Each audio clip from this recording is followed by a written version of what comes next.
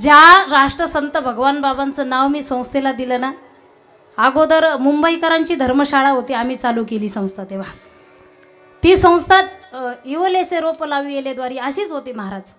त्या संस्थेला लोकांनी किती नावं ठेवली तुम्हाला माहिती आहे, पण आत्ता सुद्धा 75 मुली संस्थेमध्ये शिक्षण घेत आहे आणि कितीतरी मुली त्या ठिकाणी बाहेर महाराष्ट्रभर कीर्तनं करतायत. माझ्या कितीतरी मैत्रीण आहेत, ते म्हटले ताई आम्ही बाईट देतो. आमचे पालक महाराज, आमचे पालक अक्षरशः चॅनलवाले घरी घेऊन यायचे, ताई तुम्हाला नाही बोलायचं तर आम्हाला बोलायचं. मी काय जिंकलंय महाराज, आमचे पालक म्हणायचे ताई आम्ही बोलतो. माझी मैत्रीण आहेत, 2 महिन्यापूर्वीच बाईट दिली, 2 तासाची बाईट आहे तिची, पण ह्या सगळ्या बाईट मी पेंडिंग ठेवल्या. म्हटलं नाही, दर्जा तसा नाही, त्यामुळं थांबा, बाईट द्यायची गरज नाही, येणारा काळ उत्तर देईल सत्य काय आहे आणि असत्य काय. म्हटले सीतामय्याने अग्नी काष्ट केला, अग्निपरीक्षा दिली, तरी लोक म्हटले नाही नाही शंका आहेच. मग कशाला या लोकांसाठी, जे सज्जन आहे त्यांना सांगण्याची गरज नाही. सगळे सहजासहजी मधुकरी देईल अशी प्रवृत्ती सगळ्यांचीच नसते, काही वाईट प्रवृत्तीचे माणसं आहेत. महाराजांनी मधुकरी मागितली, आईसाहेब मधुकरी. आता ती सारवण करत होती, जागविती. सारवण करत असताना तिने सांगितलं 10 मिनिटं थांबावं लागेल. महाराज म्हटले काही हरकत नाही, भूक लागते, मधुकरीची गरज आहे. 10 मिनिटं थांबले, मधुकरी द्यायचीच नव्हती. तिला वाटलं 10 मिनिटं म्हटल्याच्या नंतर महाराज निघून जातील, मारुती महाराज. 10 मिनिटं झाली. 10 मिनिटं झाल्याच्या नंतर परत आवाज दिला, आईसाहेब मधुकरी. तिने परत सांगितलं 10 मिनिटं थांबावं लागेल. 10 मिनिटं थांबले. भूक लागलेली आहे, कडक ऊन पडलेलं आहे. आईसाहेब भूक लागली पोटाला, मधुकरी. तिला वाटलं 10 मिनिटं म्हणूनही याच्या लक्षात येत नाही. आपले ढाकणे साहेबांकडे एक पद्धत होती, कशी म्हटले, चहा जर सांगितला, जर अण्णाला सांगितलं तर आणायचा, अण्णाला सांगितलं तर आणायचा. जर एखादा तुम्हाला म्हणत असेल उद्या फोन करतो तर समजून घ्या सोयरीक जमत. तुम्हाला किती कळतंय, मी तुमचा भाग येतो. 10 मिनिटं सांगितल्याचा अर्थ असा आहे, एकदाचे 10 मिनिटं ठीक आहे, पण दोनदा 10 मिनिटं झाले. तिसऱ्यांदा परत आवाज दिला, आई साहेब मधुकरी. म्हटले थांबावं लागेल. महाराज म्हटले थांबावं लागेल, काही हरकत नाही, थांबायला तयार आहे, मधुकरीच घेऊन जाणार. सारवण करत होती, आता पद्धत राहिली नाही, आता फरशी पुसण्याची पद्धत आहे. फार मोठं संकट येतं कधी कधी फरशी पुसल्याच्या नंतर. आता आपला प्रसंग जास्त येत नाही दोघींचा, पण येतो, कधी कधी येतो. एका बाईने फरशी पुसली आणि पुसल्याच्या नंतर नवरा, त्याला माहीतच नव्हतं हिने फरशी पुसली म्हणून, ड्युटीवरून आला आणि तसाच आतमध्ये गेला. आत गेला की त्याचे चिखलाचे याचे त्याचे पाय त्या फरशीवरती उमटले. तिला एवढा राग आला, तो झाडूच घातला डोक्यात. बाई फरशी पुसत होती, राहू दे द्या सोडून. फरशी पुसत असताना तिला राग आला, तिने त्याच्या डोक्यात झाडूच घातला. म्हणजे इतका राग येतो, पण काही काही जणी झाडू घालत नाही डोक्यात. हा त्याचा चांगलेपणाचा स्वभावाचा तो मुद्दा आहे नाही का. म्हणजे आमच्या गणेश महाराजांची फरशी पुसल्याच्या नंतर ते पार्किंगला इकडं चालतात. मी म्हटलं काय भानगड आहे, म्हटलं पुसण्याचं काम चालू आहे. वरती जपलं पाहिजे, मला तो मुद्दा सांगायचा आहे. आणि फरशी पुसत असताना हा पठ्ठ्या तसाच घरात गेला. तिने झाडू मारल्याबरोबर हे बेशुद्ध पडलं. बेशुद्ध पडल्याच्या नंतर शेजाऱ्यांनी पाहिलं, म्हणे गचकलं का काय, मेलं का काय. आणि पोलिसांना फोन केला. माझ्या जरा कीर्तनात जास्तच पोलीस यायला लागले का. पोलिसांना फोन केला आणि केल्याच्या नंतर पोलीस आले ना, 112ला फोन करावा लागतो, ते तात्काळ येतात. पोलीस आल्याच्या नंतर आता ते बेशुद्ध पडलेलं आतमध्ये, शेजारी हे उभं राहिले, बाईच्या हातात झाडू. पोलीस आले आणि गेटवर उभं राहिले. लोक म्हटले साहेब जा ना, म्हटले आतमध्ये बघा ना काय झालंय. साहेब म्हटले 10 मिनिटं थांबा, फरशी वाळली नाही अजून. फरशी वाळली नाही, कारण ते तर गेलंच म्हटले, पण माझे जर पाय उमटले तर अवघड आहे ना महाराज. माझे पाय उमटले तर अवघड आहे. बाई सारवण करत होती, फरशीचा मुद्दा राहिला नाही. सारवण, पूर्वी सारवण असायचं. राग आला, महाराज 10 मिनिटं थांबा म्हटलं तरी थांबलेच. एवढं राग बोलून सुद्धा मधुकरी घेऊनच जात आहेत म्हणून थांबले. राग आला त्या बाईला.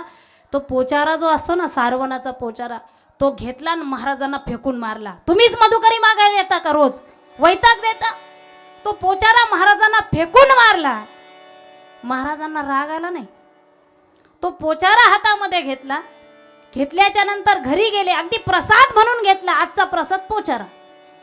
प्रसाद म्हणून घेतला, घरी गेले आणि घरी गेल्याच्या नंतर त्या पोचाराला व्यवस्थित साबण लावून धुतलं. त्या कापडाच्या फडक्याच्या बारीक बारीक वाती केल्या मुक्ताताई, बारीक बारीक वाती केल्या. बघा तो पोचारा वाती केल्याच्या नंतर भगवान शंकराच्या मंदिरामध्ये महाराज पोहोचले. एका दिव्यामध्ये त्या वाती ठेवल्या, त्याला आग पेटवली आणि वातीचं रूपांतर प्रकाशामध्ये झालं, दिव्यामध्ये झालं. आणि मग भगवान शंकराच्या पुढे हात जोडून, या पुढे या साहेब, या पुढे या या या. विठ्ठल विठ्ठल विठ्ठल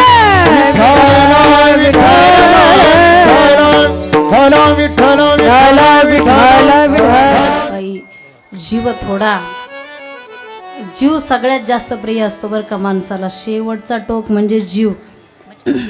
जीवा इतकं प्रिय काहीच नाही. डॉक्टर जर म्हटले 10 एकर विकावी लागेल मग जीव वाचेल, तो म्हटला 10 एकर विकून जर बराबरी नाही झाली तर घर विकून टाकतो. घर गेलं तरी चालेल पण माझा जीव वाचला पाहिजे. किती प्रेम करतो माणूस जीवावरती. अंगठ्याला जर भृंग नावाचा रोग झाला एका माणसाला, अंगठ्याला भृंग नावाचा रोग झाला, डॉक्टरकडे गेला, डॉक्टरने सांगितलं भृंग नावाचा रोग आहे, तो त्या ठिकाणी वरती जातो, तुम्हाला तळपाय काढावा लागेल. आता हा विचारी होता, म्हटलं डॉक्टर साहेब जर तळपाय काढला तर मग कसं चांगलं दिसणार नाही ना. म्हटले चांगलं दिसणार, एखादा पार्टच नाहीसा झाला तर चांगलं दिसणार नाही. डॉक्टर म्हटले पण मग रोग वरती जाईल. म्हटले बघू. वर गेल्याच्या नंतर परत 6 महिन्यांनी आला, गुडघ्यापर्यंत रोग गेला. डॉक्टर म्हटले आता गुडघ्यापासून पाय काढावा लागेल. म्हटले गुडघ्यापासून जर पाय काढला तर चांगलं दिसणार नाही, पहिल्याच गोळ्या द्या. गोळ्या घेतल्या, घरी गेला, परत 6 महिन्यांनी आला, रोग मांडीपर्यंत गेला. म्हटले आता मांडीपासून पाय काढावा लागेल. तो म्हटला तसं चांगलं दिसणार नाही. डॉक्टर म्हटले जरी चांगलं दिसणार नाही, आता जर मांडीपासून पाय काढला नाही तर लोक तुम्हाला घराच्या बाहेर काढतील. राम नाम. मग तो काय म्हणेल, नका पाय राहू द्या. तो म्हटले दोन्ही पाय गेले तरी चालेल पण मी सुरक्षित, जीव राहायला पाहिजे नाही का. काय द्यावे त्यासी व्हावे उतराई, ठेवी तो हा पायी जीव थोडा. काही काही माणसं एवढे प्रेम करतात, एवढे प्रेम करतात, म्हटले मी जीव देईल मी जीव देईल. आता एक जण म्हटले देऊनच दाखव बरं जीव कसा असतो तर आणि म्हटले देत असते का कुठं, कारण जीवा इतकं प्रिय काहीच नाही ना या जगामध्ये. जीव देणारे फार कमी माणसं आहेत. जीव कुणासाठी द्यावा, जीव कशासाठी द्यावा सांगू मी तुम्हाला. जीव जर द्यायचा असेल ना महाराज, जर एखाद्याची इच्छाच असेल जीव देण्याची, धर्मासाठी द्या, इतिहास होईल. हम जिएंगे और मरेंगे, ऐ वतन तेरे लिए दिल दिया है जान भी देंगे, ऐ वतन तेरे लिए दिल दिया है जान भी देंगे, ऐ वतन तेरे लिए। तू मेरा करीमा, तू मेरा धरीमा, तू मेरा अभिमान है, ऐ वतन महबूब मेरे, तुझ पे दिल कुर्बान है। हम जिएंगे और मरेंगे, ऐ वतन तेरे लिए दिल दिया है जान भी देंगे, ऐ वतन तेरे लिए है जान भी देंगे, ऐ वतन तेरे लिए।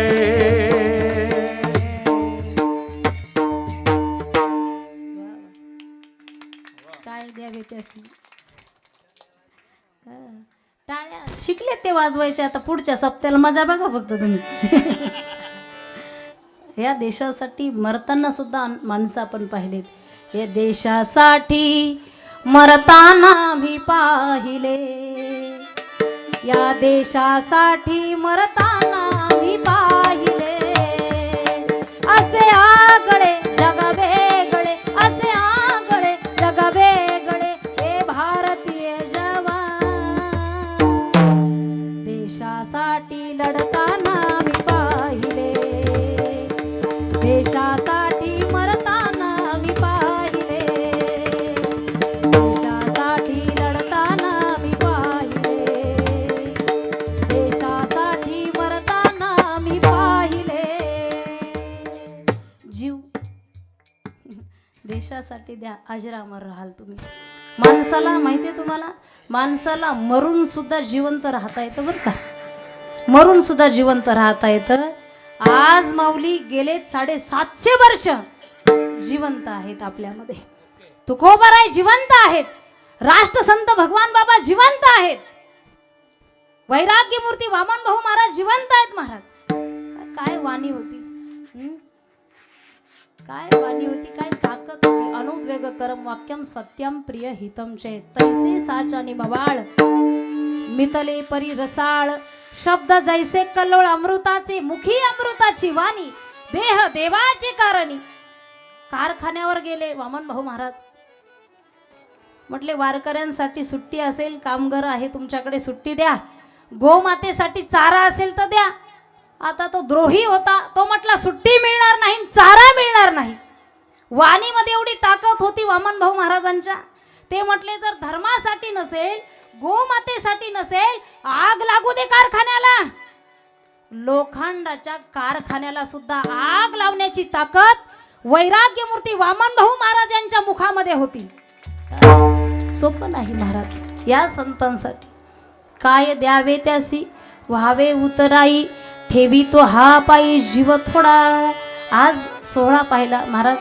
किती गर्दी हो सोहळ्यामध्ये ज्ञानोबारायचे एवढे उपकार आहेत की आणखी एवढी डबल टिबल गर्दी जरी झाली एवढे जरी त्या ठिकाणी ज्ञानोबारायांना हाक देत बसले भजन करत बसले तरी आपले ज्ञानोबारायांचे उपकार फिटणार नाही तेवढे उपकार आहेत विचार करा आपण गाडीमध्ये फिरतो सगळेजण मधुकरी मागण्यासाठी इकडं तिकडं फिरायचे सिद्धबेटामध्ये त्या ठिकाणी साठे महाराजांनी सगळं सांगितलं समाधी सोहळाच सांगितला त्या दिवशी तरी सुद्धा सांगून जाते एवढे संकट जीवनामध्ये पण कधी म्हटले नाही याचं वाटोळं होईल बघा म्हटले अंगावरती ज्यांनी चिखल फेकला त्यांचं म्हटले जे खळाची व्यंकटी सांडव त्यांना सुद्धा आशीर्वादच आहे किती आशीर्वाद आहे जसं कपडे धुतल्यानंतर मळ बाजूला जातो माणसं चांगलीच आहे फक्त खळ एकदा बाजूला गेला ना खळ गेला का मग माणसं सगळे सारखीच आहे माणसामध्ये नाही रंग नाही रूप नाही वेश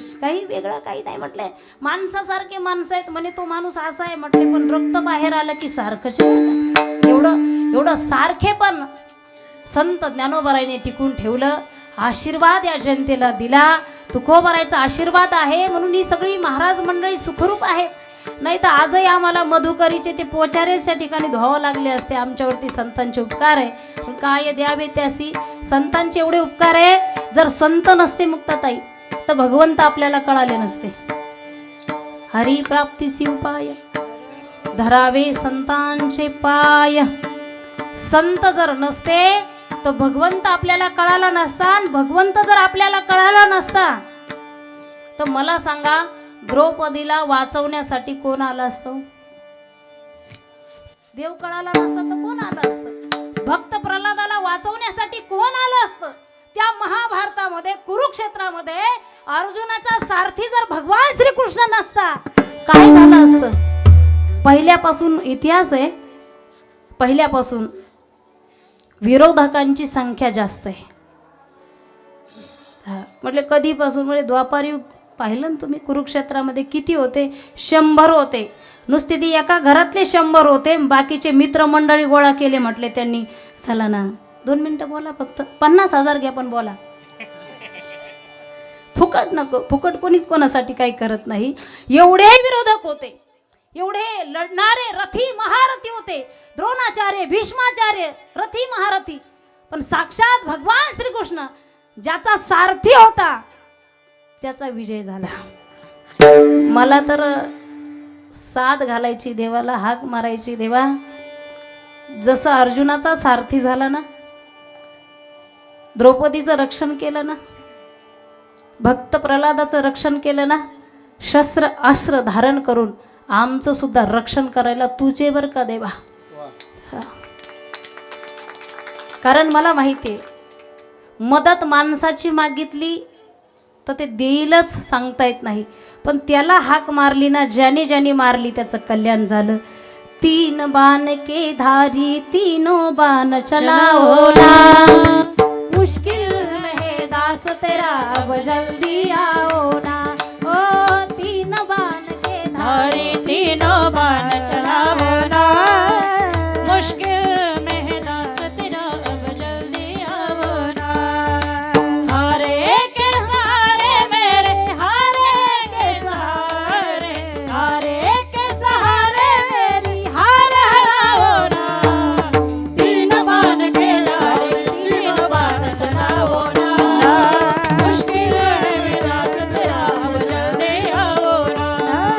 तीन बाण के धारे तीनों बाण चलाओ ना, मुश्किल है में दास अब जल्दी आओ ना.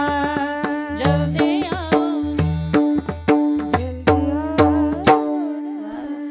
द्रौपदीने हाक मारली होती तेव्हा मला माहिती आहे, मी हाक मारल्यानंतर तू येतो. कृष्णा धावरे लवकरी, संकट पडले लय भारी, हरी तू अमुचा कैवारी, आले विघ्न निवारी.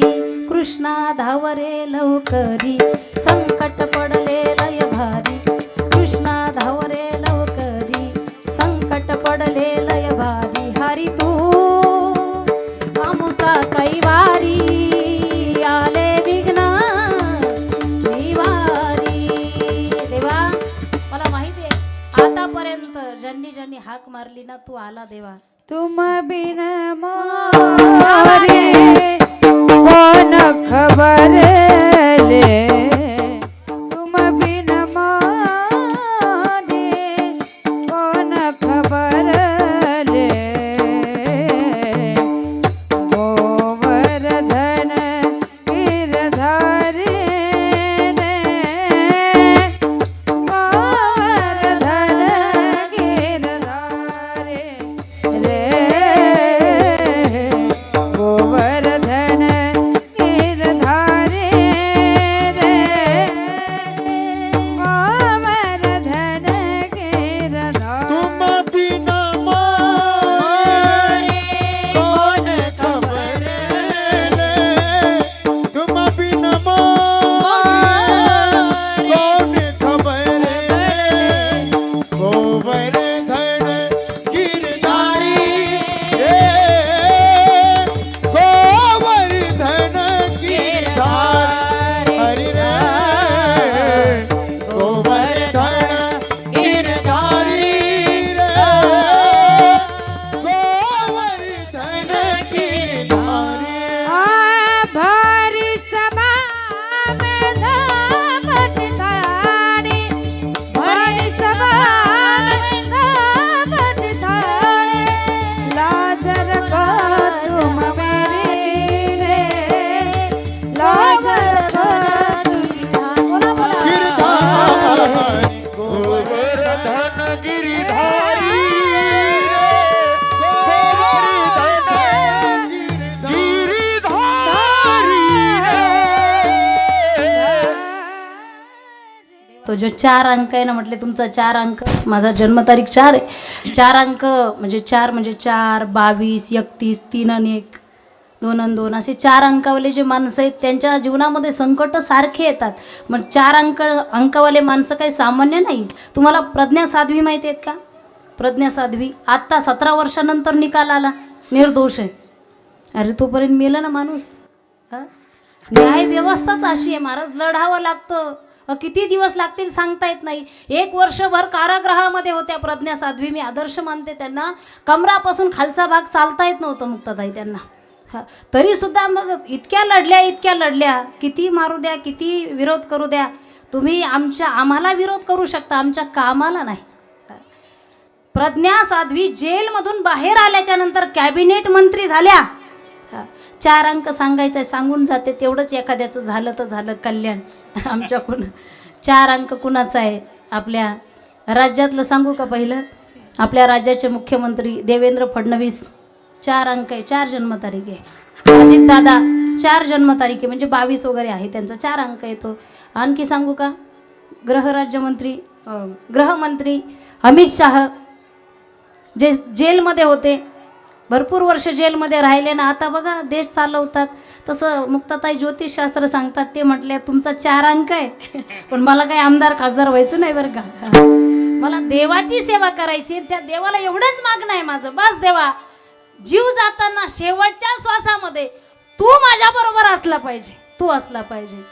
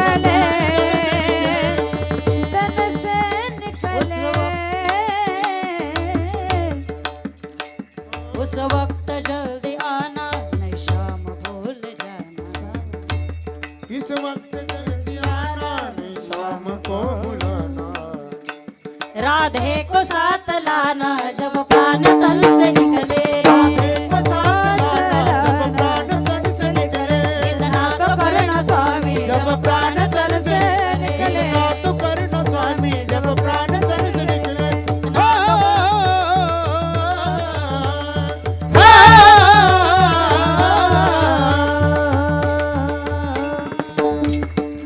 काय द्यावे त्यासी व्हावे उतराई, ठेवी तो हा पायी जीव थोडा, सहज बोलणे हित उपदेश, सहज बोलणे हित उपदेश करून.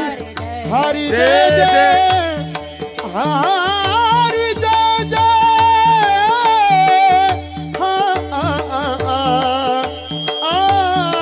हरि हरि जय जय जय, हरि जय जय,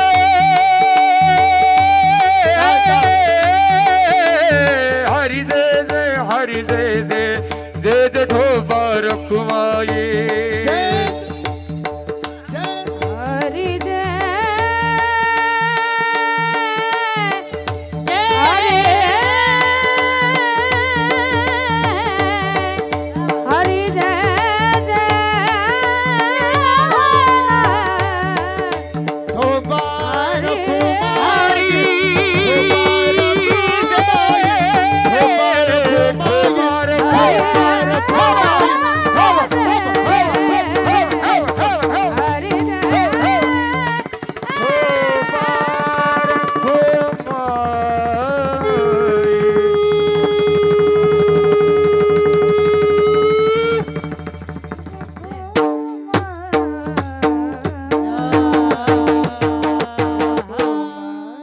कीर्तन म्हटलं की वेळेचं बंधन आहे आणि कीर्तनानंतर जेवण आहे आपलं, ते फार महत्त्वाचं. ठेवलं नाही तर मग जेवण करून झोपायला गेले असते सगळे, कारण तसा आनंद वरचे देव पण म्हणतात काल्याचा आनंद आहे, परमार्थाचा जो आनंद आहे तो आमच्याही नशिबामध्ये असावा. गोड असं या ठिकाणी निवेदन आहे. काय वर्णन करावं गणेश महाराजांचं, त्यांच्या परिवाराचं. खूप गोड परिवार आहे आणि हा परिवार माझ्याबरोबर आहे याचा मला स्वाभिमान आहे बरं का. विरोध करणारे किती पक्के असू द्या, पण बरोबरचे माणसं जर पक्के असेल तर त्यांचं काही वाटत नाही. ही सगळी माणसं अगदी सांगळे महाराज आहेत, मच्छिंद्र महाराज आहेत, भाऊसाहेब महाराज आहेत, माझी मैत्रीण मुक्ताताई आहे, नंदनीताई सांगळे आहेत, इकडं आघाव महाराज आहेत. म्हणजे नाव आघाव आहे म्हणजे आवाजही तसा आहे ना महाराज, नुसतं नावात काय.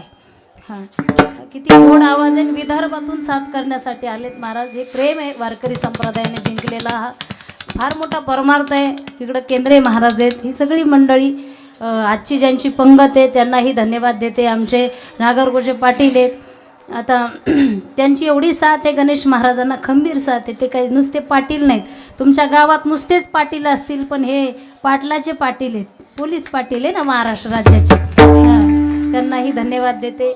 माझ्यावरती खरंच परमार्थामध्ये नितांत प्रेम करणारे अनेक सज्जन माणसं आहेत, ज्यांचं यूट्यूब चॅनल आहे मराठी तडका. आमचे दिगंबर भाऊ, त्यांना मनापासून धन्यवाद देते. त्यांनी जेव्हा ही पत्रिका पाहिली म्हटले ताई मला शूटिंग करण्यासाठी यायचं आहे. हे चॅनल खूप गोड आहे महाराज. या चॅनलवरती मी आतापर्यंत कोणाच्या विरोधात त्या ठिकाणी व्हिडिओ पाहिले नाही. म्हणजे पाहायचं तर चांगलं, द्यायचं तर चांगलं, नाही तर काहींच्या सवय म्हटले पोट भरायचं, मग तसं नाही म्हटले विरोधात जाऊन भरायचं. पण या चॅनलला पुनश्च एकदा धन्यवाद देते. इकडे याही चॅनलवाले आहेत, हां आनंद अभंगवाणी. कसे आता कीर्तनाची सवय मोडत चालली ना, कमी झाले ना कीर्तनं माझी. तसं विनोद म्हणून घ्या, सिरियस घेऊ नका, मीच जात नाही सध्या. ज्या राष्ट्रसंत भगवान बाबांचं नाव मी संस्थेला दिलं ना, अगोदर मुंबईकरांची धर्मशाळा होती, आम्ही चालू केली संस्था. तेव्हा ती संस्था इवलेसे रोप लावी येलेद्वारी अशीच होती महाराज. त्या संस्थेला लोकांनी किती नावं ठेवली तुम्हाला माहिती आहे, पण आत्तासुद्धा 75 मुली संस्थेमध्ये शिक्षण घेत आहे आणि कितीतरी मुली त्या ठिकाणी बाहेर महाराष्ट्रभर कीर्तनं करत आहेत. माझ्या कितीतरी मैत्रीण आहेत, त्या म्हटले ताई आम्ही बाईट देतो. आमचे पालक महाराज, आमचे पालक अक्षरशः चॅनलवाले घरी घेऊन यायचे, ताई तुम्हाला नाही बोलायचं तर आम्हाला बोलायचं. मी काय जिंकलंय महाराज. आमचे पालक म्हणायचे ताई आम्ही बोलतो. माझी मैत्रीण आहेत, 2 महिन्यापूर्वीच बाईट दिली, 2 तासाची बाईट आहे तिची, पण ह्या सगळ्या बाईट मी पेंडिंग ठेवल्या. म्हटलं नाही, दर्जा तसा नाही, त्यामुळं थांबा, बाईट द्यायची गरज नाही, येणारा काळ उत्तर देईल सत्य काय आहे ना असत्य काय. म्हटले सीतामय्याने अग्नी काष्ट केला, अग्निपरीक्षा दिली, तरी लोक म्हटले नाही नाही शंका आहेच. मग कशाला या लोकांसाठी जे सज्जन आहे त्यांना सांगण्याची गरज नाही. पुनश्च एकदा तुम्हा सर्वांना धन्यवाद देते. यावर्षी 5 दिवसाचा सप्ताह आहे. मुक्ताताईने सांगितलं की माझं कीर्तन आणि माझी एक पंगत, मुक्ताताईने सांगितलं, ऐकलं नाही का तुम्ही? जोरात टाळ्या वाजवा ना, खाता ना तुम्ही, वा वा क्या बात आहे. म्हणजे एवढा मोठा भार घेतला कीर्तनाचा आणि पंक्तीचा. मी तर गणेश महाराजांना आमच्या बाई म्हटल्या आत्ताच बांधकाम केलंय, वडिलांचा एवढा मोठा दवाखाना झाला महाराज, आम्ही डोळ्यांनी पाहिलं. भाऊ जेव्हा दवाखान्यामध्ये होते, अक्षरशः 9-10 लाख रुपये गेले, दोघंही बंधू धावत होते. कष्टातून आहे सगळं, ऊसतोडी केलेली आहे महाराजांनी सुद्धा, भाऊसाहेब महाराजांनी. आणि ह्या कष्टातलं सुद्धा त्या दवाखान्यामध्ये मुलगासुद्धा 2 महिने काचामध्ये होता. अशाही परिस्थितीमध्ये म्हटलं सप्ताह करायचा. बाई म्हटले काहीच नाही घरामध्ये, आत्ताच कुठंतरी बरं चाललं आहे, लेकरू लहान आहे. मी गणेश महाराजांना फोन करून सांगितलं, गणेश महाराज, गणेश म्हणजे माझ्या मुलासारखा आहे आमच्या घरामध्ये, जसा माझा शिवेंद्र आहे तसा गणेश आमच्या घरामध्ये आहे. मी सांगितलं गणेश महाराज, जिथं कमी तिथं आम्ही, जिथं तुम्हाला कमी पडेल तिथं हक्काने सांगा, पण मला एवढा विश्वास आहे ना, म्हणजे एवढा टार्गेट पूर्ण करणारा माणूस आहे. म्हटले नाही याला आणायचं तर आणायचंच, हे जेव घालायचं तर घालायचंच, मंडप असा द्यायचं, नाही तर काही पहिल्या वर्षाचे सप्ताह घरामध्ये होतात, घरातूनच सुरुवात असते आळंदीमध्ये. आता मला 18 वर्ष झाले, पण एवढं मोठं नियोजन केलं. सर्व परिवाराला मी मनापासून धन्यवाद.